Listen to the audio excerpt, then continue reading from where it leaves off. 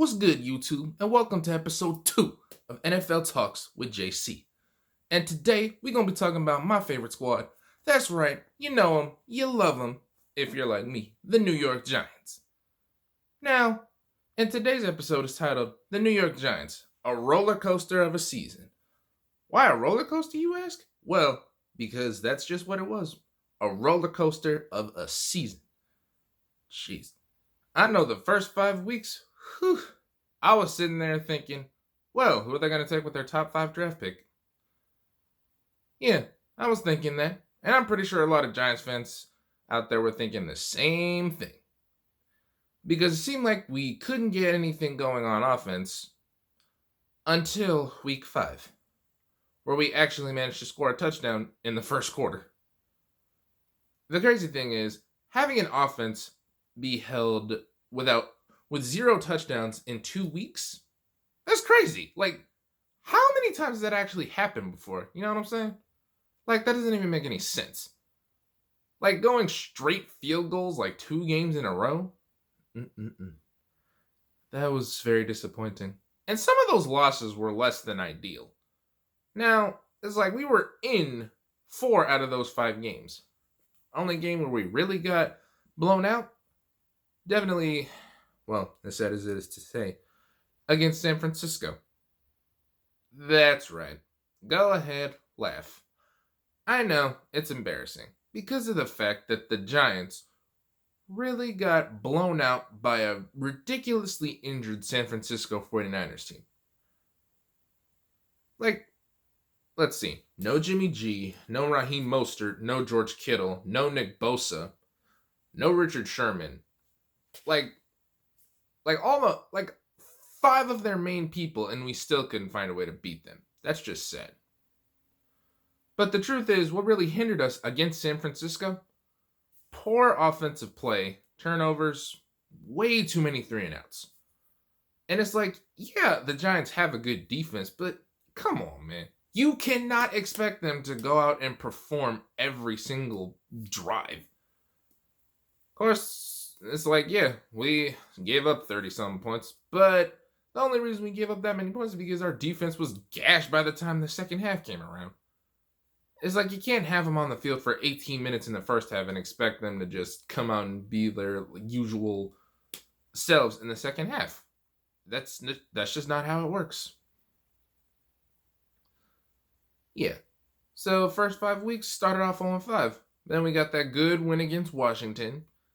And it seemed like we were going to get the win against Philadelphia. But yeah, and we can thank Evan Ingram for this.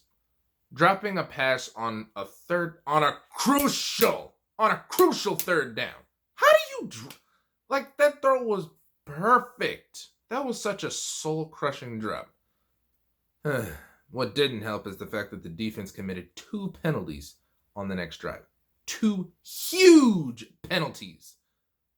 That was not a big help at all, by any stretch of the imagination. Although, after that game against Philly, I was thinking, well, we're still going to have a top 5 draft pick because we are like in the bottom tier of the NFL. Because we are that bad. We have as many wins as Jacksonville and 1 more win than the Jets. So I figured we were going to end up with the 3rd pick. I was like, well, that's fantastic. At least we'll get somebody good. And there was one game that was just completely unexpected, at least in my opinion. And that was week 8 when we took on the Tampa Bay Buccaneers on Monday Night Football. Yep. Tampa Bay. It was pretty interesting to see, actually, because we actually managed to keep it very close with Tampa. We only lost by 2 points. That's right, 2. And a lot of people, including myself, yeah, call me what you want. Call me a person of little faith, but I thought that Tampa Bay was going to crush us. It's like, on paper, they should have. Because they've got, like, Pro Bowlers at every position on offense. And in the front 7 on defense, they've got guys who have at least been to the Pro Bowl at least once or twice.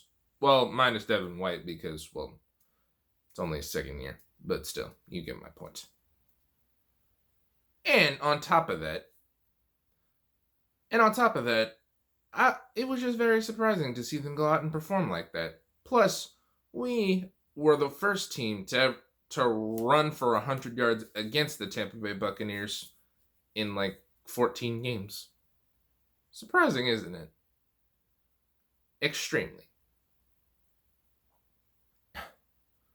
And then after that, taking those back-to-back losses must have really hurt the team. Then we went out week 9. We beat Washington again, and then we won the next 3 games. That 4-game win streak had a lot of us riding a high. It was a good time to be a Giants fan.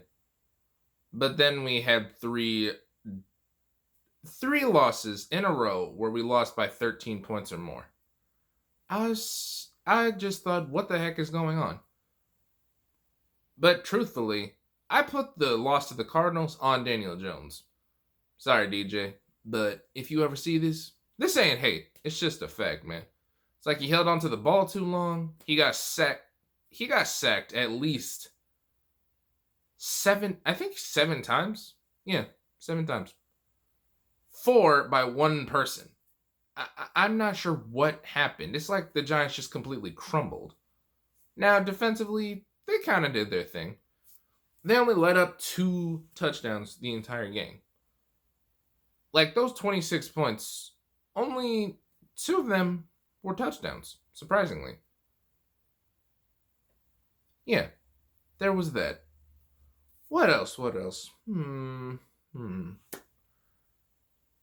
Right. Yeah, I think the one that really had me thinking, like, we're definitely not going to do well. Well, not in the playoffs, at least, because I thought that was where we were headed. That game against Cleveland. I mean, like, they kind of have a star-studded team, but at the same time, well, it could have been closer. I mean, 20-6, 14-point deficit. It could have been a lot worse. And the fact is, Baker Mayfield didn't have... Well, he had a good game completion percentage-wise, but it's not like he threw for like over 300 yards and 4 touchdowns. Matter of fact, he threw for almost 300 yards with 297, which most people would say that's basically 100 yards. I mean, 300. I suppose. But what I say is, he only threw for 297 and 2 scores. So, Giants defense actually wasn't all that bad. Plus, we were missing our best weapon on defense in James Bradberry. So, I figured that game was going to be a lot uglier than it was. If anything, it was a struggle offensively. Like, Daniel Jones was hurt, and what didn't help was, well, Colt McCoy. I'm not really sure why Dave Gettleman decided to sign him as a backup. I just didn't understand. And I'm sure a lot of you Giants fans out there are thinking the same thing about that signing. Like, why, Gettleman? Why did you sign Colt McCoy? I get it, you needed a veteran presence, but at the same time, man, you know who was on the free agent wire? Andy Dalton. And he ended up going to the Cowboys. The least you could have done, well, you could have signed him. I would have been okay with that because I actually liked watching him play when he played in Cincinnati. You know, when he actually had time to do what he had to do. Anyway, on to our game against Baltimore. Yeah, honestly, I did not watch very much of that. I watched the first quarter, and then at that point, I just said I quit. And you're probably thinking, why'd you quit, JC? Well, I'll tell you why. Because it was just excruciatingly painful to sit there and watch our defense get shredded by Lamar Jackson. And don't get me wrong, I love Lamar Jackson. He's a special quarterback. But, like, that doesn't mean that I want to see him, like, tear my favorite team's defense to shreds. Like, I'm sorry. I just don't want to see that. So I honestly quit watching that game. All I know is it's like Daniel Jones got sacked like 6 times. Though, fun fact about Baltimore, they do love to blitz. And our offensive line was not necessarily great at picking up blitzes. I'm looking at you, Kevin Zeitler. You, sir. I believe you need to go. And then on to our Week 17 matchup against Dallas. I gotta be honest. I'm not really sure. I wasn't really sure how that game was going to go. But the way we played, we deserved to win. Although, there were some ups and downs in that game, just like there were the whole season. I need to know why the Giants coaching staff continued to play Evan Ingram. Because I don't know why. But I help me understand something here. He continually makes the worst plays. And it just baffles me that they can just sit there and say, oh, just go back out on the field. Maybe he'll do better. No. Honestly, after some of the stuff that he pulled this season, I would have had to bench him. Like, he had, like, in the Week 7 game, on that Thursday night game against Philadelphia, he had 2 crucial drops. The one in the fourth quarter, and then the one in the second quarter that turned into an interception. Yeah. I know Daniel Jones threw a few interceptions this season. But, like, I can only name a couple that were on him. Like, Evan Ingram, I don't know how he still managed to play. Because there was one interception the interception that Jones threw in the Dallas game, not on him by any stretch of the imagination. Because he throws the ball to Evan Ingram, it goes off of both of his hands, gets knocked up in the air, and it's pretty much a present for Donovan Wilson. I was like, how are you still playing? Like, how are you still on this team? It's like Evan Ingram had the worst season, like, possible. It's like having all of those drops. He even had a big one against Washington. It's like they would have been in Washington territory in prime position to at least score another 3 points. But he dropped the ball. So they had to go 3 and out. Well, not the first time. The second time in Week 9. Yeah, there was that. I'm like, Ingram, you make so many bad plays. It's like, if you were more consistent, then maybe I wouldn't say stuff like this. But he's so inconsistent. Like, I just don't understand. But if there is one thing that I like to see this season, it was the Giants play defense. Like, nobody was expecting that unit that New York had to be as good as they were. Would you say that they're an elite defense? Maybe some people. They were a good defense, but I wouldn't say that they're elite just yet. I say they need 1 or 2 more pieces in the secondary to be an elite defense. And then, no one's going to want to play us. Like, we'll be one of those teams that has a defense that strikes fear into you. Yeah, and we know one thing. If the Giants making the playoffs was in their hands, all they needed was a Week 17 win against Dallas, we'd have been in the playoffs. But the Eagles lost to Washington 20-14. So we know that. So I say you can put the blame 50-50. 50% on us, the other 50 on the Eagles.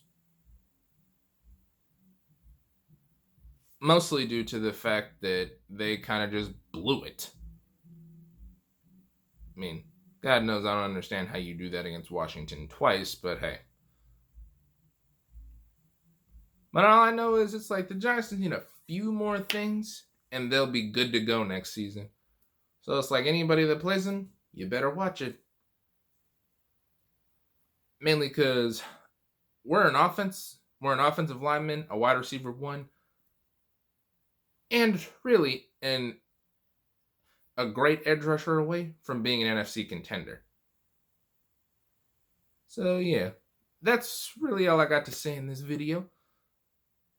Um, Drop a comment below if you guys want to see some other stuff. Subscribe. It's your boy JC, and I'm out. Peace.